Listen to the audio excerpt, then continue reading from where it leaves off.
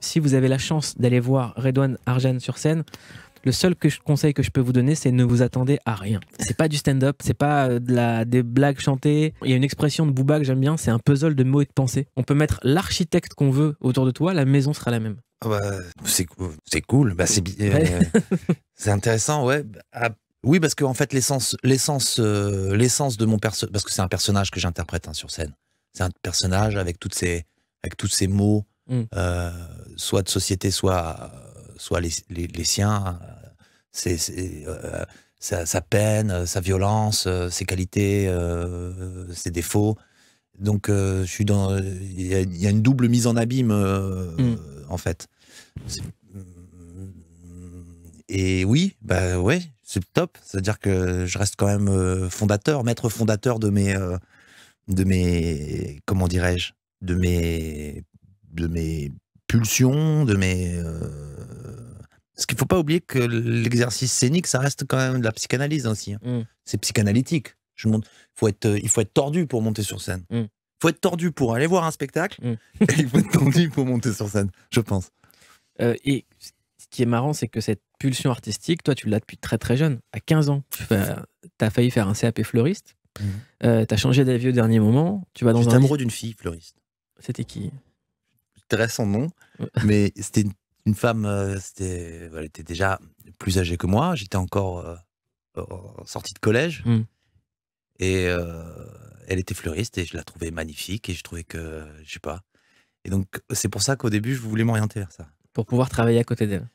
Voilà, pour pouvoir lui dire, mais moi aussi, je capte le... Ouais, le pistil et tout, je connais. Je connais le pistil. Donc, pas fleuriste. Ensuite, tu vas dans un lycée qui se trouve à Saint-Nazaire et tu suis des cours de façon traditionnelle où tu fais aussi du théâtre et de la musique. C'était dur pour toi de quitter ta famille, mais ils te soutiennent. Ta mère, ton oncle et ton frère sont avec toi. Et à 16 ans, tu habites déjà tout seul dans un appartement avec vue sur les docks. C'est exactement ça. Ouais. C'est tout à fait ça. Et tu fais un passage à l'école de jazz de Nancy. Alors, avant d'aller au lycée donc autogéré de Saint-Nazaire, ouais. je fais 1 an de vagabondage quasi. Hein. Je suis dans la... voilà, je vais plus à l'école, je joue dans la rue, je fais nimp, je fais le bohémien. Je côtoie les gens qui font art du spectacle à la fac. Je joue dans 2 pièces. Djembé non, pas djembé. Je n'ai jamais. T'es sûr? Non, jamais. Non. Jamais. Pantalon Starwell ou pas? Non, jamais. Super. Pas de drap dans la capuche. T'as fait des feux? Pas de. T'as fait des feux? Non, pas de feu. T'as fait des feux? Non. Ah, je t'assure que non. J'ai fait une contrebassine. Ah, voilà. j'ai fait des trucs chelous, mais j'ai pas de. Super. J'ai pas fait ça. La quête, t'as fait des quêtes? J'ai fait des quêtes. T'as fait des quêtes. J'ai fait des quêtes pour des kebabs. Ouais, ça, c'est la vérité. Okay. Je vais pas te mentir. Petite quête à la gare. Non. On t'a vu. Rue piétonne, rue du Palais à Metz. C'était toi. Et puis, donc, après cette année d'errance, mon frère s'est inquiété, en plus des inquiétudes de ma maman, mon grand frère. À juste titre. Ouais. Donc, ils se sont démenés pour que je puisse intégrer donc, cette école qui se trouvait effectivement à l'autre bout de la France, donc à Saint-Nazaire, Metz-Saint-Nazaire. Donc, il n'y a pas d'internat, donc il fallait se loger. Donc, effectivement, très tôt, je me retrouve dans un appart. Cette époque sans internat, sans internet, comment qu'est-ce qu'elle t'a apporté en fait? À part de quoi manger un kebab en faisant la quête? Elle m'a apporté... C'est là où j'ai découvert la poésie. C'est là où j'ai découvert la poésie. J'ai découvert deux auteurs qui m'ont bouleversé, qui m'ont chamboulé. Le premier, c'est Pablo Neruda.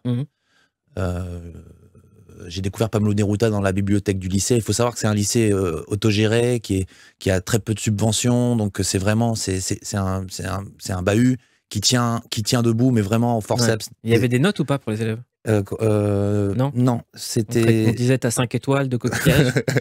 Non, il faut savoir que tu faisais de la menuiserie, tu faisais de la zik, tu faisais beaucoup de trucs manuels, mais c'était contrôle continu. Par contre, tu passais ton bac en candidat libre. Ah, c'est comme le Vitruve à Paris. Comme le LAP. Ouais, c'est ça. C'était rue d'Assas. Et donc, Pablo Neruda, que je découvre dans une bibliothèque, mais que c'était des cagettes où il y avait des bouquins dedans. Et je découvre aussi qu'il y a un film qui s'appelle Avant la nuit.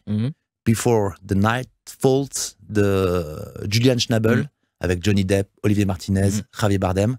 Je découvre ce film En découvrant ce film, je découvre qu'en fait, ça parle d'un auteur cubain exilé à New York, séropositif, qui est homosexuel, qui fuit donc le régime castriste, qui se retrouve au State et qui est dans une violence permanente vis-à-vis du gouvernement cubain, mais en même temps, il saigne sa poésie. Et je découvre ce film, je découvre que c'est un auteur, et je découvre qu'il a fait qu'il a fait une résidence à Saint-Nazaire. C'est-à-dire l'année où j'arrive dans cette ville pour moi me réparer et apprendre à être un homme ou à vivre ma vie d'artiste, ou je sais pas ce que j'étais en train d'essayer de construire, je me rends compte que le gars qui vient de me chambouler on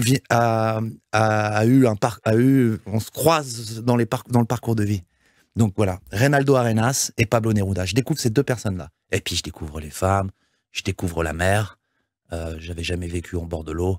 Donc l'océan, c'est des soirées, des nuits blanches au bord de l'eau, jusqu'au petit matin où on accompagne même les pêcheurs parfois. Avec un temps éclaté quand même, parce que c'est Saint-Nazaire. Un temps éclaté. Ouais, c'est ça, faut le dire. Des petits crachins, des petites, les petites pluies, on dirait que c'est des petits bébés qui pleurent sur toi en permanence. Mais ça a son charme en fait. Moi j'adore. J'adore. Je sais pas, il y a un truc. Je retrouve la même mélancolie messine, mais avec le. Je sais pas. Après, tu pars en Inde. Après, je suis parti. Alors. C'est-à-dire que donc je fais 3 ans donc dans ce lycée. Ouais. J'apprends la musique, je découvre la basse. Donc je me passionne de la basse. J'avais fait un peu de théâtre avant, donc je continue un peu de théâtre. Et je retourne après je pars. Alors attends, il se passe plein de. Mais effectivement, je suis allé en Inde. Alors, vous écoutez Europe 1, c'est l'histoire de Redouane Arjan. On a tout notre temps. À toi, Redouane. Donc là, Redouane, je récapitule. Il a fait une quête pour s'acheter un kebab. Ensuite, un peu de djembé. Un peu de djembé. Ensuite, il tombe sur Pablo Neruda et un film de Julien Schnabel. Reynaldo Arenas. Et voilà. Et il découvre cet auteur qui a, comme lui, un appart à Saint-Nazaire. Voilà. Lui, il était en résidence. À Saint-Nazaire. Et là, Redouane Arjan, il est face à la mer et il découvre les femmes. Et qu'est-ce qui se passe? On en est là, c'est ça? Et il découvre les femmes, la musique, la poésie. Et il se dit, vas-y, je vais être zikos, je vais être musicien. Et donc, il décide de faire une école de musique, l'école de jazz de Nancy, la MAI. D'ailleurs, je tiens à saluer tous mes camarades de cette école. Tous les MAïstes. Tous les MAïstes. Les anciens CMCnistes. Très bien. Et donc, je me retrouve dans cette école, je fais mon année, voilà, mais je m'y retrouve pas dans la musique, j'ai pas envie d'être le bassiste de Patricia Cass, ou de, tu vois, en fait, c'est une école qui forme des très bons musiciens. Pour Patricia Cass. c'est l'antichambre, d'accord. Et donc, je me retrouve un peu, je me dis, vas-y. Et je m'étais lié d'amitié donc avec une personne qui est encore aujourd'hui un de mes meilleurs amis, qui lui, on était coloc à Saint-Nazaire, vient à Paris, je me retrouve chez lui à Paris, je squatte son canapé, je fais les cours Simon et je rencontre un autre gars, on fait ensemble 1 an de cours Simon, on kiffe, et puis à un moment donné, lui il a une rupture amoureuse, moi j'en ai une, et on se dit mais viens on se barre d'ici. Et c'est là où on part sur un coup de tête. No way. Yes my friend. Eh ben on écoute No Way de Pink.